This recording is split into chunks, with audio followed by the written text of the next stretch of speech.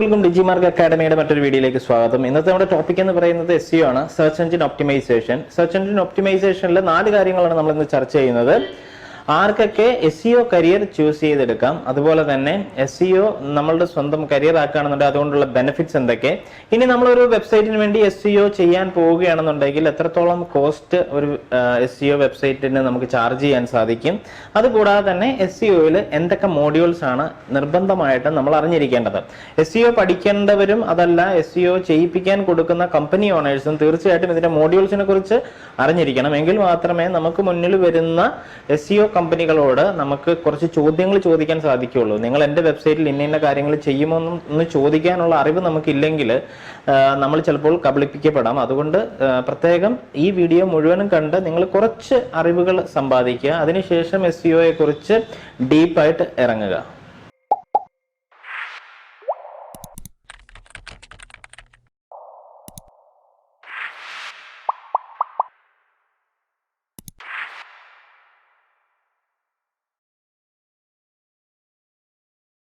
നമ്മുടെ ആദ്യത്തെ ടോപ്പിക് എന്ന് പറയുന്നത് SEO നിങ്ങൾക്കൊരു കരിയർ ആക്കാൻ സാധിക്കുമോ ഇല്ലയോ SEO തീർച്ചയായിട്ടും നിങ്ങൾക്ക് ഒരു കരിയർ ആക്കാൻ സാധിക്കും പക്ഷേ നിങ്ങളുടെ നോളജ് എന്ന് പറയുന്നത് നിങ്ങളുടെ ബേസ് നോളജ് എന്ന് പറയുന്നത് വെബ്സൈറ്റ് റിലേറ്റഡ് ആയിട്ടുള്ള മേഖലയിലാണോ അല്ലെങ്കിൽ കമ്പ്യൂട്ടർ റിലേറ്റഡ് ആയിട്ടുള്ളത് പ്രോഗ്രാമിംഗ് കോഡിംഗ് ഇതുപോലുള്ള കാര്യങ്ങളിലൊക്കെ നിങ്ങൾക്ക് അറിവുണ്ടോ എന്ന് സ്വന്തമായിട്ടൊന്ന് ആലോചിക്കുക അതിനുശേഷം മാത്രം SEO യിലേക്ക് ജമ്പ് ചെയ്യുക ഡിജിറ്റൽ മാർക്കറ്റിംഗിന്റെ തന്നെ ഏറ്റവും ഇമ്പോർട്ടൻ്റ് ആയിട്ടുള്ളൊരു മോഡ്യൂളാണ് SEO എന്ന് പറയുന്നത് വളരെ വർഷങ്ങൾക്ക് മുന്നേ തന്നെ SEO എന്ന് പറയുന്ന പ്രോസസ്സ് ഉണ്ട് അപ്പോൾ SEO നമുക്ക് പഠിക്കാൻ സാധിക്കത്തില്ല എന്നല്ല ഇപ്പൊ ഈ മേഖലകളിലൊന്നും അല്ലായിരുന്നു ഞാൻ എന്നിട്ടും ഞാൻ SEO പഠിച്ചെടുത്തത് ഒരുപാട് കാര്യങ്ങളിലൂടെ റെഫർ ചെയ്തതിന് ശേഷം മാത്രമാണ് പെട്ടെന്ന് എനിക്ക് പഠിച്ചെടുക്കാൻ സാധിച്ചിരുന്നില്ല കാരണം എൻ്റെ ബേസ് നോളജ് എന്ന് പറയുന്നത് അത്രത്തോളം താഴെയായിരുന്നു കാരണം എനിക്ക് പ്രോഗ്രാമിംഗ് അറിയത്തില്ലായിരുന്നു എനിക്ക് അതുപോലെ വെബ്സൈറ്റ് ഡെവലപ്മെന്റ് അറിയത്തില്ലായിരുന്നു എന്താണ് ഇതിന്റെ ബാക്ക് എൻഡ് എന്നുള്ളതിനെ കുറിച്ച് എനിക്കൊരു ഐഡിയയും ഇല്ലായിരുന്നു അപ്പോൾ നിങ്ങൾക്കും അങ്ങനെ ഒരു ഇഷ്യൂ ഉണ്ടെന്നുണ്ടെങ്കിൽ നമ്മൾ ചിലപ്പോൾ ബേസ് മുതൽ HTML എന്താണ് പ്രോഗ്രാമിംഗ് എന്താണ് കോഡിംഗ് എന്താണ്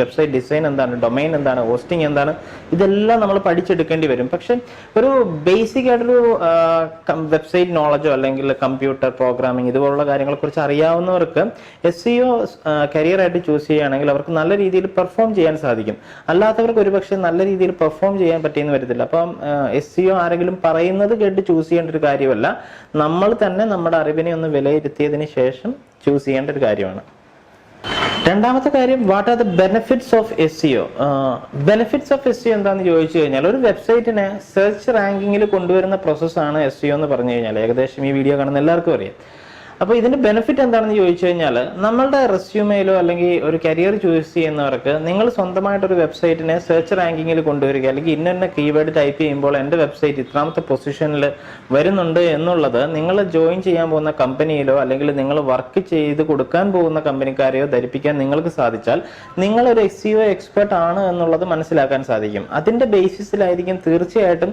നിങ്ങൾക്ക് ജോലി കിട്ടുക അപ്പോൾ ഒരു SEO എക്സ്പേർട്ട് ആയി കഴിഞ്ഞു കഴിഞ്ഞാൽ നല്ല സ്ഥാപനങ്ങളിൽ നിങ്ങൾക്ക് നല്ലൊരു പൊസിഷൻ SEO അനലിസ്റ്റ് അല്ലെങ്കിൽ SEO സെർച്ച് എഞ്ചിൻ ഒപ്റ്റിമൈസേഷനിൽ തന്നെ ഏതെങ്കിലും ഒരു ടോപ്പ് കാറ്റഗറിയിലേക്ക് പോകണമെന്നുണ്ടെങ്കിൽ നമ്മളുടെ എക്സ്പീരിയൻസ് തന്നെയാണ് ഇതിനകത്ത് ഇമ്പോർട്ടൻ്റ് ഇപ്പം ബെനിഫിറ്റ്സ് എന്താണെന്ന് ചോദിച്ചു കഴിഞ്ഞാൽ സാലറി ആണ് നിങ്ങൾ ഉദ്ദേശിക്കുന്നതെന്നുണ്ടെന്നുണ്ടെങ്കിൽ ഡിപ്പെൻസ് ആണ് ചില കമ്പനികൾ നല്ല രീതിയിൽ സാലറി കൊടുക്കും എന്തായാലും 15,000 രൂപ ഏറ്റവും കുറഞ്ഞത് SEO അറിയാവുന്ന ഒരു വ്യക്തിക്ക് സാലറി കിട്ടും 15,000 രൂപ SEO യിലാണ് നിങ്ങൾ പെർഫെക്റ്റ് എങ്കിൽ അതിന് മുകളിലേക്ക് എത്ര സാലറി എന്ന് ചോദിക്കുന്നത് ഡിപ്പെൻസ് ആണ് ചിലർ 50,000 വാങ്ങുന്നവരുണ്ടാകാം 1,00,000 രൂപ വരെ SEO യിൽ വാങ്ങുന്നവരുണ്ടാകും കാരണം എന്താണെന്ന് വെച്ചാൽ അവർ വർക്ക് ചെയ്യുന്ന മേഖല അല്ലെങ്കിൽ ആ കമ്പനികളുടെ വെബ്സൈറ്റ് എന്ന് പറയുന്ന അത്രത്തോളം വാല്യൂ ഉള്ള വെബ്സൈറ്റ് ആയിരിക്കാം അതുകൊണ്ടാണ് അവർക്ക് അത്രയും സാലറി കിട്ടുന്നത് അത് പിന്നെ അവരുടെ എക്സ്പീരിയൻസിൽ നിന്നും അവരുടെ നോളജിൽ നിന്നുമാണ് ഓരോരുത്തരുടെയും സാലറി നമ്മളുടെ എല്ലാവരുടെയും സാലറി അങ്ങനെ മാത്രമേ കൂടുകയുള്ളൂ അപ്പോൾ SEO യിലെ ബെനിഫിറ്റ്സ് ഉണ്ട് പക്ഷേ അറിയത്തില്ല എന്നുണ്ടെങ്കിൽ ഒരു റോങ് ഡിസിഷൻ ആയിരിക്കും നമ്മൾ SEO ചൂസ് ചെയ്യുന്നത് വളരെ ശ്രദ്ധിച്ച് മാത്രം SEO ചൂസ് ചെയ്യുക ഇനി SEO യിൽ എന്തൊക്കെ സെക്ഷൻസ് ആണ് വരുന്നത് എന്നുള്ളത് ഞാൻ ജസ്റ്റ് ബേസിക് ആയിട്ട് നിങ്ങൾക്ക് പറഞ്ഞുതരാം SEO യിൽ 2 സെക്ഷനാണ് മെയിൻ ആയിട്ട് വരുന്നത് on page SEO of page SEO on page SEO എന്ന് പറയുന്നത് നമ്മുടെ ഈ വെബ്സൈറ്റിനകത്ത് തന്നെ ഇതിനെ സെർച്ചിലേക്ക് സബ്മിറ്റ് ചെയ്യുന്ന പ്രോസസ്സ് മുതൽ ഇതിൽ കണ്ടന്റ് എഴുതുന്ന പ്രോസസ്സ് മുതൽ അങ്ങനെ ഒരുപാട് കാര്യങ്ങൾ അടങ്ങുന്നതാണ്. വെബ്സൈറ്റിൽ നമ്മളായിട്ട് ചെയ്യുന്ന എല്ലാ കാര്യങ്ങളും, നമ്മളുടെ വെബ്സൈറ്റിൽ ട്രാഫിക് വരാൻ വേണ്ടി നമ്മളായിട്ട് ചെയ്യുന്നത്, ഇമേജ് അപ്ലോഡ് ചെയ്യുന്ന ആയിക്കോട്ടെ, അതിന്റെ ഡിസൈനിങ് ആയിക്കോട്ടെ, അത് സെർച്ചിൽ സബ്മിറ്റ് ചെയ്യുന്നത്, അങ്ങനെ ഒരുപാട് പ്രോസസ്സ്, ഇതിനെല്ലാം നമുക്ക് ഓൺ പേജ് SEO എന്നാണ് പറയുന്നത്. അപ്പോൾ അത് തന്നെ ഒരു അറൗണ്ട് ഒരു 50 above കാര്യങ്ങൾ നമ്മൾ ചെയ്യേണ്ടതായിട്ടുണ്ട്. ഈച്ച് ആൻഡ് എവറി സെക്ഷൻ നമ്മൾ മൈന്യൂട്ടായിട്ട് പഠിച്ച് അത് ക്ലിയർ ചെയ്ത് വേണം SEO ചെയ്യാൻ. അപ്പോൾ അതിനെ ഓൺ പേജ് SEO എന്ന് പറയാം. രണ്ടാമത്തെ സെക്ഷൻ ഓഫ് പേജ് SEO ആണ്. ഓഫ് പേജ് SEO എന്ന് പറയുന്നത് നമ്മുടെ വെബ്സൈറ്റിൽ ട്രാഫിക് വരണമെന്നുണ്ടെങ്കിൽ നമ്മളുടെ വെബ്സൈറ്റിൽ ഈ പറഞ്ഞ കാര്യങ്ങളെല്ലാം ചെയ്തുകൊണ്ട് മാത്രം കാര്യമായില്ല. ട്രാഫിക് വരണമെങ്കിൽ മറ്റുള്ള വെബ്സൈറ്റുകളിൽ നിന്നോ അല്ലെങ്കിൽ മറ്റുള്ള സോഴ്സസിൽ നിന്നോ നമ്മുടെ വെബ്സൈറ്റിലേക്ക് ട്രാഫിക് വരണം. അപ്പോൾ എന്തിനാണ് അങ്ങനെ ചെയ്യുന്നതെന്ന് ചോദിച്ചു കഴിഞ്ഞാൽ, സെർച്ചിൽ ഗൂഗിൾ മനസ്സിലാക്കുന്ന അല്ലെങ്കിൽ മറ്റുള്ള സെർച്ച് എഞ്ചിനുകൾ മനസ്സിലാക്കുന്നത് മറ്റുള്ള നല്ല വെബ്സൈറ്റുകളിൽ നിന്ന് നമ്മുടെ വെബ്സൈറ്റിലേക്ക് ട്രാഫിക് വരികയാണെന്നുണ്ടെങ്കിൽ ഈ വെബ്സൈറ്റിന് എന്തോ ക്വാളിറ്റി കണ്ടന്റ് ഈ വെബ്സൈറ്റിലുണ്ട്, അതുകൊണ്ട് ഈ സൈറ്റിന് ഒരു റാങ്കിങ് കൊടുക്കാമെന്നാണ് സെർച്ച് എഞ്ചിനുകൾ മനസ്സിലാക്കുന്നത്. അതിനുവേണ്ടിയാണ് നമ്മൾ ഇതിനെ മറ്റുള്ള സൈറ്റുകളിൽ നിന്ന് നമ്മുടെ വെബ്സൈറ്റിലേക്ക് ട്രാഫിക് കൊണ്ടുവരാൻ നോക്കുന്നത്. അതിനെ ഓഫ് പേജ് SEO എന്ന് പറയാം. ഈ ഓഫ് പേജ് SEOയിൽ ഏറ്റവും കൂടുതലും എടുത്തു പറയേണ്ട കാര്യം എന്ന് പറയുന്നത് ബാക്ക് ലിങ്കുകളാണ്. ബാക്ക് ലിങ്കുകൾ എന്ന് പറഞ്ഞു കഴിഞ്ഞാൽ മറ്റുള്ള വെബ്സൈറ്റിൽ നിന്ന് നമ്മുടെ വെബ്സൈറ്റിലേക്ക് വരുന്നത് ഒരു ലിങ്ക് വഴിയായിരിക്കാം. ഫോർ എക്സാമ്പിൾ, നമ്മുടെ വെബ്സൈറ്റ് A എന്നും B എന്ന് പറയുന്ന വേറൊരു വെബ്സൈറ്റ് ഉണ്ട് നമ്മുടെ ഫ്രണ്ടിന്റെ. B എന്ന് പറയുന്ന വെബ്സൈറ്റിൽ നിന്ന് A എന്ന് പറയുന്ന വെബ്സൈറ്റിലേക്ക് ഒരു ലിങ്ക് കൊടുത്തിട്ടുണ്ടാവും. ആ ലിങ്കിന്റെ പേരാണ് ബാക്ക് ലിങ്ക്. ആ ലിങ്കിൽ ക്ലിക്ക് ചെയ്ത് ബിയിൽ വന്ന ഒരു വിസിറ്റർ A എന്ന് പറയുന്ന വെബ്സൈറ്റിലേക്ക് വന്നാൽ, അതായത് നമ്മുടെ വെബ്സൈറ്റിലേക്ക് വന്നാൽ, അതൊരു ബാക്ക് ലിങ്ക് വഴി വന്ന ട്രാഫിക് ആണ്. ഇതിനാണ് ബാക്ക് ലിങ്ക്. അപ്പൊ എത്രത്തോളം ബാക്ക് ലിങ്കുകൾ നമുക്ക് മറ്റുള്ള സൈറ്റുകളിൽ നിന്ന് കിട്ടുന്നുണ്ടോ അത്രത്തോളം നമുക്ക് നമ്മുടെ വെബ്സൈറ്റ് SEOയിൽ റാങ്ക് ചെയ്ത് വരും. പക്ഷേ ഈ പ്രോസസ്സ് പഠിച്ചെടുക്കുന്നതും ഏതൊക്കെ സൈറ്റുകളിലാണ് സബ്മിറ്റ് ചെയ്യേണ്ടത്, ഏതൊക്കെ സൈറ്റുകളിൽ സബ്മിറ്റ് ചെയ്യാൻ പാടില്ലാത്ത സൈറ്റുകൾ ഏതൊക്കെയാണ്, ഇതിനെക്കുറിച്ച് വ്യക്തമായിട്ടൊരു ധാരണ നമുക്കുണ്ടാകണം. കാരണം ബ്ലാക്ക് ലിസ്റ്റ് ചെയ്തു പോയ അല്ലെങ്കിൽ സ്പാം ആയിട്ടുള്ള വെബ്സൈറ്റുകളിൽ നിന്ന് നമ്മുടെ വെബ്സൈറ്റിലേക്ക് ബാക്ക് ലിങ്ക് വരാൻ പാടില്ല. നല്ല ക്വാളിറ്റി വെബ്സൈറ്റുകളിൽ നിന്ന് മാത്രമായിരിക്കണം ബാക്ക് ലിങ്കുകൾ നമ്മളുടെ വെബ്സൈറ്റിലേക്ക് വരാൻ. അതുകൊണ്ട് ബാക്ക് ലിങ്കുകളെ കുറിച്ച് തന്നെ നമ്മൾ ഡീപ്പായിട്ട് പഠിക്കേണ്ടി വരും. അത് ഓഫ് പേജ് SEO സെക്ഷനിലാണ് വരുന്നത്. ഇനി നമുക്ക് ഇതിന് ഉപയോഗിക്കുന്ന കുറച്ച് ടൂൾസിനെ കുറിച്ച് ഞാൻ പരിചയപ്പെടുത്തി തരാം. നിങ്ങൾക്ക് Ahrefs എന്ന് പറയുന്ന ഒരു ടൂളുണ്ട്.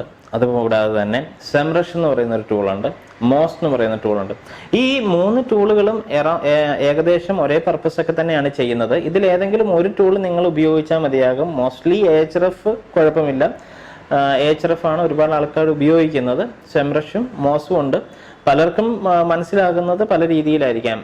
എന്താണ് ഈ ടൂളുകളുടെ ജോലി എന്ന് ചോദിച്ചു കഴിഞ്ഞാൽ, ഒരു വെബ്സൈറ്റിനെ അനലൈസ് ചെയ്യാൻ, ഇപ്പൊ നമുക്ക് നമ്മളുടെ ഒരു കോമ്പറ്റീറ്ററെ കണ്ടെത്തണം. ആ കോമ്പറ്റീറ്ററുടെ വെബ്സൈറ്റിൽ എത്രത്തോളം ട്രാഫിക് വരുന്നുണ്ട്, ഏത് പേജിലാണ് ഏറ്റവും കൂടുതൽ ട്രാഫിക് വരുന്നത്, ആ കോമ്പറ്റീറ്ററുടെ വെബ്സൈറ്റിന് എത്രത്തോളം ബാക്ക് ലിങ്കുകൾ ഉണ്ട്, ഇതൊക്കെ തിരിച്ചറിയണമെന്നുണ്ടെങ്കിൽ നമുക്ക് പെട്ടെന്ന് സാധിക്കുകയില്ല. അതിനുവേണ്ടി നമുക്ക് ഇതുപോലുള്ള ടൂൾസിന്റെ സഹായം തേടാം. ഇത് പെയ്ഡ് ആണ്. ഫ്രീ വേർഷനിൽ ഇവർ കുറച്ച് കാര്യങ്ങളൊക്കെ മാത്രമേ നമുക്ക് തരുന്നുള്ളൂ. പെയ്ഡ് ആക്കിയതിന് മാത്രമേ നമുക്ക് ഡീപ്പായിട്ട് കാര്യങ്ങൾ മനസ്സിലാക്കാൻ പറ്റുള്ളൂ. അതിനനുസരിച്ചാണ് ഒരു വെബ്സൈറ്റിന്റെ SEO ചെയ്യുന്നത്. SEO ഓഡിറ്റ് റിപ്പോർട്ട് ഉണ്ട്. ഒരു കമ്പനിക്ക് നമ്മൾ SEO റിപ്പോർട്ട് കൊടുക്കണമെന്നുണ്ട്, ഒരു ഓഡിറ്റ് റിപ്പോർട്ട് കൊടുക്കണം. ഇപ്പൊ ഈ ഓഡിറ്റ് റിപ്പോർട്ടൊക്കെ തയ്യാറാക്കണമെങ്കിൽ, ഓഡിറ്റ് റിപ്പോർട്ട് എന്ന് പറഞ്ഞാൽ വേറൊന്നുമല്ല, ഒരു ക്ലയന്റ് നമ്മുടെ അടുത്ത് വന്നു, അപ്പൊ ആ ക്ലയന്റിന്റെ വെബ്സൈറ്റിന് ഇന്ന ഇഷ്യൂസ് ഉണ്ടെന്ന് നമുക്ക് പറഞ്ഞു കൊടുക്കാൻ സാധിക്കണം. അപ്പോൾ ക്ലയന്റ് നമുക്ക് നോട്ടത്തിലൂടെ പറഞ്ഞു കൊടുക്കാൻ പറ്റില്ല. എത്ര ബാക്ക് ലിങ്കുകളുണ്ട്, ഏതൊക്കെ പേജിൽ എറേഴ്സ് ഉണ്ട്, ഏതൊക്കെ നിങ്ങളുടെ ഇമേജിന്റെ അല്ലെ നിങ്ങളുടെ വെബ്സൈറ്റിൽ ലോഡ് ചെയ്ത് വരുന്ന സ്പീഡ് ഇത്രയാണ്. ഇതാണ് ഒരു ഓഡിറ്റ് റിപ്പോർട്ട്. ഇങ്ങനെ ഒരുപാട് ഡീറ്റെയിൽസ് ഇറങ്ങുന്നതാണ് ഓഡിറ്റ് റിപ്പോർട്ട്. അപ്പോൾ ഈ ഓഡിറ്റ് റിപ്പോർട്ട് കൊടുക്കാനൊക്കെ നമുക്ക് ഇതുപോലുള്ള ടൂൾസിന്റെ സഹായം ആവശ്യമാണ്. അപ്പോൾ നിങ്ങൾക്ക് ഏറ്റവും ബെറ്റർ എന്ന് പറയുന്നത് SEO പഠിക്കാൻ താല്പര്യമുള്ളവർ ഈ Ahrefsലോ സെംറഷിലോ അല്ലെങ്കിൽ മോസിലോ ഒക്കെ പോയി കഴിഞ്ഞു കഴിഞ്ഞാൽ അവരുടെ കുറച്ച് ഫ്രീ ട്യൂട്ടോറിയൽസ് ഉണ്ട്. എൻഡ് ഓഫ് ദ ട്യൂട്ടോറിയൽ അവരെങ്ങനെ പോയാലും അവരുടെ ടൂളിലേക്ക് തന്നെ ആയിരിക്കും കൊണ്ടുപോവുക. പക്ഷേ നമുക്ക് ബിഗിനിങ് സ്റ്റേജിൽ നിന്ന് SEO പഠിച്ചെടുക്കാനായിട്ട് ഇവരുടെ ട്യൂട്ടോറിയലുകൾ കാണുകയാണെന്നുണ്ടെങ്കിൽ ഒരുപാട് കാര്യങ്ങൾ സ്റ്റെപ്പ് ബൈ സ്റ്റെപ്പായിട്ട് നിങ്ങൾക്ക് പഠിച്ചെടുക്കാൻ സാധിക്കും.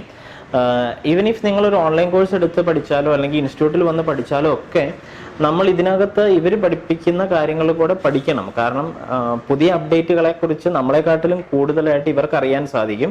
അതുകൊണ്ട് തന്നെ നമുക്ക് കുറച്ചുകൂടെ അപ്ഡേറ്റഡ് ആയിട്ടിരിക്കാം. ഇപ്പൊ നിങ്ങൾക്ക് SEO ചെയ്യുന്ന വ്യക്തികൾക്ക് വേണ്ടിയാണ്, അല്ലെങ്കിൽ പഠിക്കണമെന്ന് ആഗ്രഹമുള്ളവർക്ക് വേണ്ടിയാണെന്നുണ്ടെങ്കിൽ ഞാൻ 2-3 കാര്യങ്ങൾ പറഞ്ഞുതരാം. നിങ്ങൾ അതിനെക്കുറിച്ച് ഡീപ്പായിട്ടൊന്ന് റെഫർ ചെയ്ത് നോക്കുക, ഒന്ന് പഠിക്കാൻ ശ്രമിക്കുക. നിങ്ങളെ കൊണ്ട് പഠിക്കാൻ സാധിക്കുന്നുണ്ടോ എന്ന് മനസ്സിലാക്കുക. അതിലൊന്ന് എന്ന് പറയുന്നത് ടൈറ്റിൽ ടാഗ് എന്താണ്, മെറ്റാ ഡിസ്ക്രിപ്ഷൻ എന്താണ്. നോട്ട് ചെയ്യേണ്ടവർ നോട്ട് ചെയ്യുക.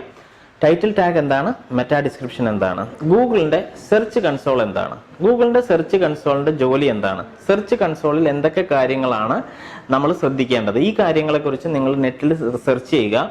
അവിടുന്ന് നിങ്ങൾക്ക് ഗൂഗിളിൽ നിന്ന് തന്നെ ഗൂഗിളിലേക്കുള്ള തന്നെ ലിങ്കുകൾ കിട്ടും. അപ്പോൾ ഈ ലിങ്കുകൾ മുഖേന നിങ്ങൾ മനസ്സിലാക്കുക സെർച്ച് കൺസോൾ എന്താണെന്നും അതിൽ പറയുന്ന ടേംസ് ഒക്കെ നിങ്ങൾക്ക് ഉൾക്കൊള്ളാൻ സാധിക്കുന്നുണ്ടോ എന്ന് മനസ്സിലാക്കുക.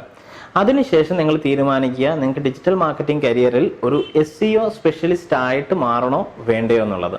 വീണ്ടും ഇതുപോലെയുള്ള വ്യത്യസ്തമായിട്ടുള്ള അറിവുകളുമായിട്ട് കാണാം. ചാനൽ സബ്സ്ക്രൈബ് ചെയ്യാൻ മറക്കണ്ട.